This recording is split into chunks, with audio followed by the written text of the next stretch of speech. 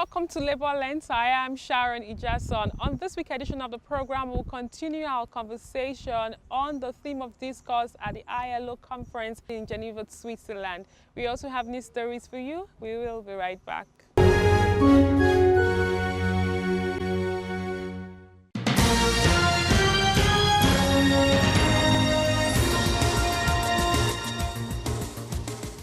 For more than 5 decades, the Nigerian economy has been dependent on crude oil, which accounts for more than 80% of the country's revenue and foreign exchange earnings. At this press briefing, the Director General of the Nigeria Employers Consultative Association, NECA, Wale Oyerinde, explained that for effective national development, government and relevant stakeholders must explore non-oil exports. Export trade is generally considered as a veritable instrument for sustainable economic growth. It normally facilitates improved foreign exchange earnings, strengthens the balance of payments, encourages the development of export-oriented industries in the manufacturing sector, increases the profitability of firms, creates jobs, and increases government revenue through taxes, levies, and tariffs. All these in the medium long term cumulatively accelerates economic growth. Historically, the Nigerian economy was buoyant during the pre- and post-independence years because of huge earnings from non-oil export like cocoa, rubber, cotton, groundnut, etc. The economy was so strong that it financed an appreciable number of capital projects without any recourse to borrowing, and the export market of the country was reasonably developed. The chairman of NECA's Employers Summit Committee said over-dependence on oil is not contributing more to the country's GDP growth. Knowledgeable experts and regulators that can provide clarification to businesses on what you need to do in order to play effectively in the area of exporting your products, such that the standards that are required in the countries to which you'd like to export those products, you are aware of those standards, you meet those standards, and those products and those goods, when they get to their destination, are not rejected. This summit is an avenue for us to invite the attention of the relevant government agencies, the relevant regulators, to the importance of providing clarity on standards and providing support to businesses that manufacture for exports, because exports will support the development of the economy, specifically in the area of earning foreign exchange. It was concluded at the briefing that due to the vulnerability of the oil sector, external shock would have significant effect on the economy. Hence, the need for an employers' summit to address issues and prospects of exploring non-oil exports. The Nigerian Merchant Navy Officers and Water Transport Senior Staff Association has called on the federal government to grant Nigerian seafarers tax exemption. The national president of the association, Bob Yusu, who addressed workers at the third edition of the annual Seafarers Colloquium, laments over job losses to foreigners. He said, competent Nigerian seafarers are struggling to get employed. Non-commensurate wages compared to their foreign counterparts with same COC and performed same duty, while acknowledging the fact that there should be disparity. In our case, the gap is too wide to imagine. We appeal to shipping company and NECA as a regulatory agency to ensure Nigerian seafarers are paid as of when due and well paid. One of the most challenging issues faced by Nigerian seafarers is delay in signing of our certificate of competency, COT. Note that the interim certificate issued by NECA is not acceptable by port states of other countries and most shipping companies in Nigeria. Preventing pollution from our vessels and ships must be our core responsibilities, as by this means seafarers will enjoy a healthy life at sea.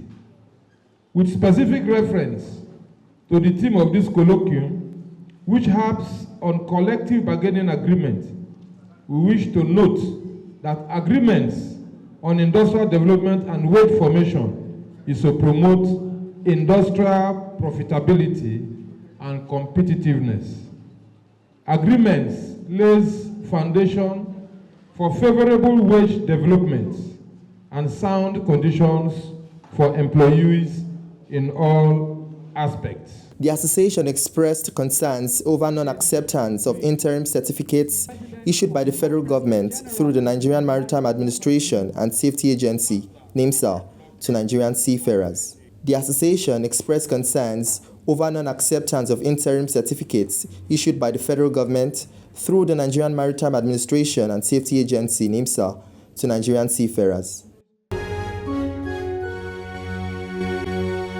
Well, I think it's the right step in the right direction, despite the hardship that is likely to come with it. And why I say this is that in the past we had different rates for the Naira. But in reality, when we look at the businesses that have been affected, the question that will come to mind is how many of them were able to get FX at the regulated rates of government. So what you'll find is that they probably get some at the window, but have to source for the rest in the parallel market. Now with the unified rate, they are clear on what they are going to pay for their FX. They're able to plan properly. But most importantly, it also means that investors from outside the country can comfortably come into the country because they know that they are dealing with only one rate, so to speak. I'm beginning to see the effects in the last couple of days. We're seeing quite a number of inflow, see what's happening in the stock market. It's beginning to rally because a lot of people are bringing in funds into the country.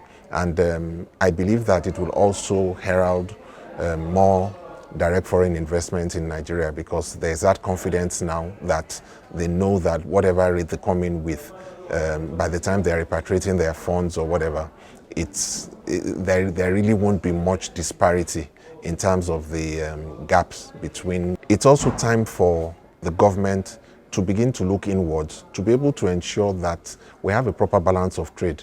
If Nigeria begins to manufacture properly, to develop industries, we will find that our export markets will increase, which is going to bring in the needed foreign exchange. And if that comes in, then it means that there will be some kind of stability. And if you look all around the world, countries that have something to sell to the world don't really want a strong currency because it is that is what will actually bring in the kind of investors or market that they desire. In every government policy, it has its positive and negative impact. But personally, I'm saying that this unification of Naira, to me, the advantage is more than the disadvantage, because I don't think the way it has been going before, where you will have a dollar from the CBN with a different rate in the parallel market, is a good idea. So to me, the advantage is met at the organ meeting, that is at the NAC level, at the NEC level, and CWC will come up with a national position. Because usually once we met, we will have different personal opinions, and at the end, we will come up with the majority opinion as the opinion of the Congress.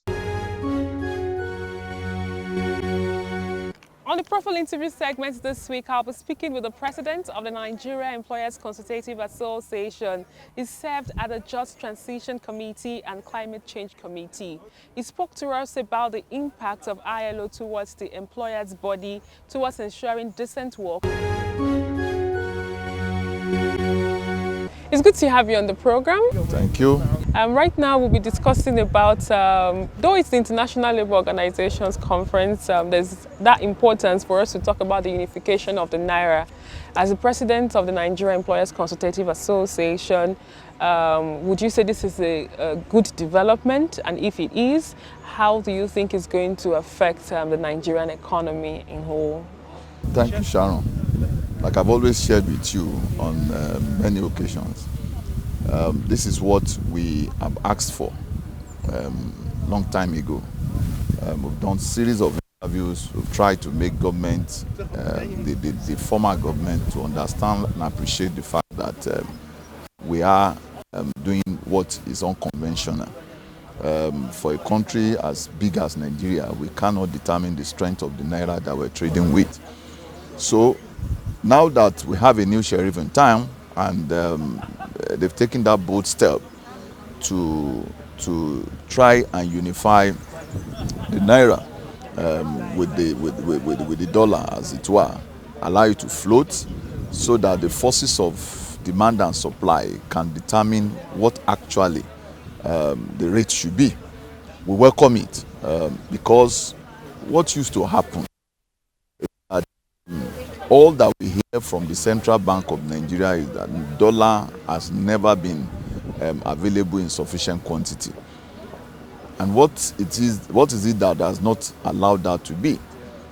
Investors are not confident of the fact that they can bring their money into this country and allow that the rate for it to sell in the market is what it should be. So now that CBN have endorsed the banks as trading platforms, yes, we are going to see a lot of changes.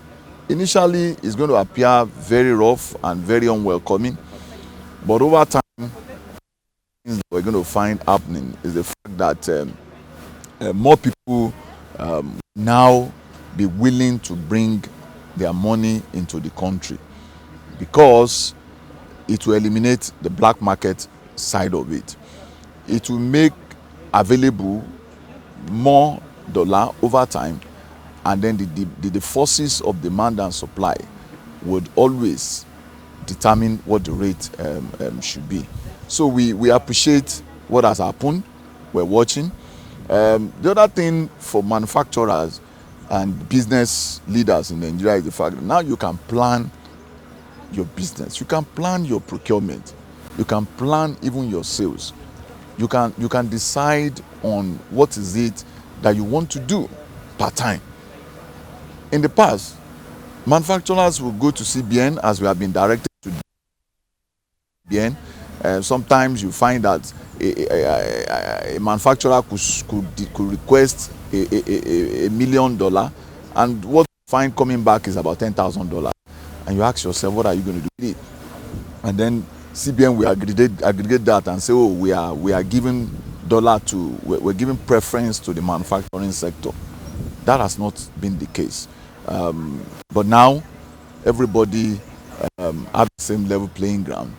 With the banks, the only thing we're now going to be asking CBN to do is to actually regulate the banks, even with the platform where they'll be trading. Because you don't want a situation where the dollars will come in, and then the banks also then start trading it to determine who they give, and they begin to do highest bidder. The third point would be to also still encourage government further to look at regulations that allows for people to bring in money into the environment. Whatever needs to be done along that window that would restore investors' confidence. So what does this mean for potential investors that probably want to invest in Nigeria? Do you think the unification of the naira would probably attract more investors into the country? Okay, I'll tell you this. One of the problems we've had in the past is the fact that investors have lost confidence in Nigeria. You would have heard that some of the airlines have packed up, and that's because they are not able to take out their money, repatriate their funds. And of course, over time, CBN have tried to put them on the official platform. And on the official platform, there's no sufficient dollars to be able to cater for that. So what you find is that their money is trapped in Nigeria. Now, and CBN could not do anything about it. With this current development, if, for instance, I have dollars stacked up somewhere around the globe, and I have some naira investment to do, because I know that it's not going to be, I'm not going to be violating any regulation by bringing it in and demanding that that I trade at the prevailing market price, then I'll be willing to bring it in. If I'm going to bring in my dollar, and CBN is not going to sit around it and tell me that sell to these people, because I tell you a lot of unimaginable things happen in the past 6 months around the corridor of the sales of dollars, with all manner of intrigues from both the CBN and also the banks. You find out that yes, it will be sold or declared at official rate, but you still have to pay to some other agents, some other interventions here and there. So you end up paying to 2-3 accounts sometimes when you buy dollar. But right now, because it's official, whatever the prevailing market price is, I can sell, take my naira to do whatever it is that I want to do. So that's enough, which should restore investors' confidence. The other point is that, as it is with every change, whenever one of the things that happened as we were getting close to the electioneering period was that people needed to gauge the mood of the new government. And so what did they do? They stopped every of their investment. In fact, some of them took out their investment from Nigeria. So that right now, they've seen at least to some extent, the strategic direction in terms of monetary policy of government, and that should restore their confidence to bring. You can see the stock market is already having effect on the stock market. So you're going to have more of that happening, to the extent that it will now bring an equilibrium eventually down the line. You could see that, okay, the subsidy is gone, so we're also going to have some savings from that window. So all of this will culminate into a process where we can proudly say that yes, we're moving for the first time towards some direction that will give us comfort as players in the economic space of Nigeria. During the International Labour Organization conference that happened in Geneva, Switzerland, you served at the Just Transition and Climate Change Committee. What does this mean for the world of work? As this seems to be the future of work, what does the tripartite body need to do to ensure that the transition is just, especially for workers? Thank you. What ILO stands for is tripartite. The ability to bring together the three forces, whether it is the government, labor, and employers. So, just transition is being discussed. Yes, it's a new one because climate change, everybody now, countries, Nigeria have also signed to that convention. So, in preparation for what is going to happen, as soon as we start discussing climate change, the conference have put it as one of the agenda of discussion, the just transition. In other words, how will climate change affect jobs? And so, for the past 2 weeks, what we have been discussing at the committee level is the impact, and what then is the role of government, what is the role of employers and workers, and then what is the role of the ILO in making sure that every constituent is taken care of. You find cases of the fact that that when you have people, vulnerable people in some climates that will be greatly affected by the change in climate, the various issues that will come with the harm that we have done to the environment, and now the environment is reacting. You find that there will be job losses. So the question is, how are we going to deal with that particular issue? Because it's going to happen, whether we like it or not. It will happen down the line. There's going to be job mobility. When it happens, how are we going to handle it? There's going to be job migration. When it happens, how are we going to handle it? So what we are doing in these past 2 weeks is to see how we can put some rules and regulations or legislations around those things when they happen, and make it a global convention, so that what happens in country A, as it is called, in the global north or in the global south, is unified. We have a common rule guiding all of us when it happens. So it's not a case of, oh, these are black people, and so they are applying a different rule entirely. These are other color skin people. No, everybody sees themselves because the environment is one. It's a matter of the space of where you are, and because we say it's a global market, as every one of us migrate all over the place, we should see ourselves as one and expect that the rules that applies in Nigeria would apply in the UK when it comes to just transition, and that it is equitable among all parties, the tripartite in the various environment that we find ourselves. It's been 2 weeks of intensive collaboration and discussion towards social justice and what the future of work should look like. What would be your message to ILO towards ensuring that the employers' body across the world is being carried along in these various discussions? Right. I must say a big thank you to ILO, because and that's the International Labour Organization. Because when you listen to some of the conversations around here and you sit in some of these committees, one of the questions that quickly come to mind is that, what would it have been like if we don't have a body like the International Labour Organization that plays the unifying force between all of the segments of those who run economy of nations? What ILO have been able to do strategically is to, on the annual basis, bring these tripartite people together, keep them in one place for 2 weeks, discussing things that affect every one of them. So how does it start?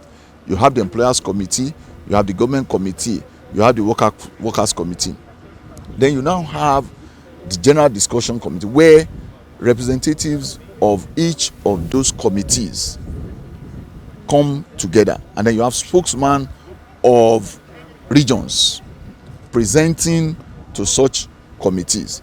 Now, and then within that 2 weeks, you are to come to some form of agreement, speaking in one voice over any particular issue that comes up. So it's really an eye-opener. Is the help that the regions of Africa really needs. Our hope is that our government participants will be able to go back and take these messages home and ensure that we are all speaking in one voice. It is not government against workers, it is not employers against workers, and it is not employers versus government. No, we're all speaking in one voice to achieve a common goal. The common goal is that we make the environment equitable for all. We make the environment suitable for sustenance of our businesses. We make the environment good enough for all of us to live in, without what you do impacting negatively on the environment, or what I do impacting negatively on the environment, without government imposing things on those of us that operate businesses, or encouraging the workers to be against those of us who operate, who run the business. But the three of us have come to a common realization that, look, the environment is for all, and we must make it as such. If there's sustainable enterprise, there will be growth. As we know, the private sector employ over 90% in some regions. So there must be special attention paid to that arm of the tripartite, so that we can have an enabling environment where government plays the leadership role in all of this. Thank you very much for your time. Thank you, and God bless you. And that's all we can take on today's edition of the program. Join us next week for a fresh edition of the show. I am Sharon Ijason. Thanks for watching, and remember that labor creates wealth.